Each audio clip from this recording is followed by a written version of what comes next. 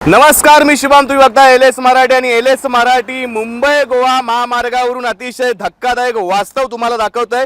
जर तुम्ही बघितलं तर या बाजूला हा मेन मुंबई गोवा महामार्ग आहे जो मुंबईला जाणारी वाहतूक करतो आणि ती जी लेन आहे ती गोव्याला जाणारी वाहतूक आहे.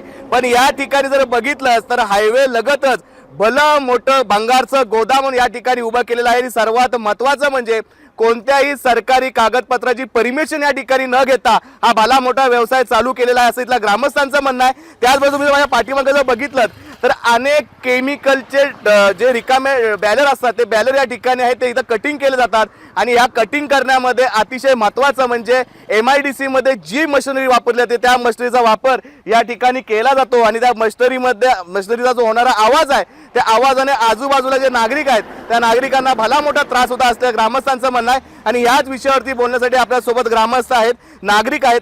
दादा, तुमचं इथं बाजूलाच घर आहे, कशा प्रकारे इथला त्रास होतोय? या व्यवसायाचा आम्हाला प्रचंड त्रास होतो. याचं जे स्टँडिंग क्रश मशीन आहे त्या मशीन त्याने एकदा ऑन केलं की त्याच्यातून जो काय आवाज होतो तो एवढा प्रचंड आवाज आहे की त्याच्यामुळे आमच्या घरामध्ये आम्हाला सगळ्यांना मानसिक त्रास होतो. मुलांना अभ्यास करायला त्रास होतो, मुलांना अभ्यास करता येत नाही. त्यानंतर आम्हाला कुठले घरात जे काय आम्ही बोलतो ते स्पष्ट आम्हाला एकमेकाला आवाज ऐकायला येत नाही. तर आम्ही किती वेळा त्यांना सांगितलं की हे तुम्ही मशीन जे आहे याला तुम्ही इथे परमिशन कोणी दिलं?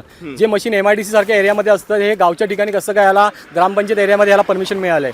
त्यानंतर हा एवढा मोठा भंगारचा जो काही व्यवसाय करतोय ते कुठल्याही प्रकारचं त्याच्याकडे परमिशन नाही. त्याचे जे काही केमिकलचे ड्रम, केमिकलच्या बॅगा आहेत, जे काय मटेरियल आहे ह्याचं जे काय स्टँडिंग क्रश करतात त्याचं जे पावसामुळे जे पाणी जमिनीमध्ये मुरतं त्या पाण्यामुळे जे आमच्या इथे बोरिंगला पाणी लागतं त्याच पाण्यामध्ये हे पाणी सोडलं जातं. त्या पाण्यामुळे आम्हाला स्किनचे प्रॉब्लेम फॅमिलीमध्ये बरेचसे होत असतात.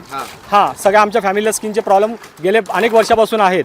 ह्याचे आम्ही यांना किती वेळा सांगितलं की तुम्ही हा व्यवसाय इथनं चेंज करा, नवीन जागेत कुठेतरी जावा, पण ते काय अजून हा हलवायला तयार नाहीत ते लोक. तुम्ही किती वर्षापासून इथं राहता? आम्ही गेले 30 वर्षापासून इथे राहतोय. गेले 30 वर्षापासून तुम्ही इथं राहून प्रशासनाने तुमची न दखल घेता अशा व्यवसायदारांना प्राधान्य दिलंय. कोणत्याही प्रकारचा सरकारी कागद पुरावा नाही, हे योग्य आहे का? मला तर वाटतं यांच्याकडे सरकारी कुठल्याही परवानगी नसणार आहे. कुठलीही परवानगी नसताना जे वागते ते योग्य आहे का? प्रशासन अयोग्य वागते.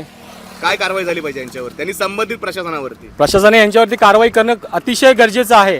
प्रशासनाने याच्याकडे लक्ष देणं गरजेचं आहे, कारण हा व्यवसाय एवढा मोठा चालला आहे. याला प्रशासनाकडून कुठल्याही प्रकारची परवानगी घेतलेली नाही आहे लोकांनी. नक्कीच, खूप खूप धन्यवाद. जर बघायला गेलं तर प्रशासनाचा हलगर्जीपणा काय असतो हे इथं उघड झालेलं आहे. 2008 पासून इथं कोणत्याही प्रकारची परमिशन नाही आहे, कोणत्याही प्रकारचा कागदावरती पुरावा नाही आहे. अशा ठिकाणी हा व्यवसाय चालू आहे आणि ह्या व्यवसायाला जबाबदार कोण? असा व्यवसाय करणाऱ्यांना स्थानिक राजकीय नेते वर्धा असता आहे का, असा देखील सवाल या ठिकाणी उपस्थित होतो. आणि सर्वात महत्त्वाचं म्हणजे असा व्यवसाय करणाऱ्यांचा मुख्य आका कोण हे समोर येणं महत्त्वाचं आहे. इथला असा ग्रामस्थांचं म्हणणं आहे. कॅमेरामन आदित्यसह मी शुभम, एलएस मराठीसाठी खेड.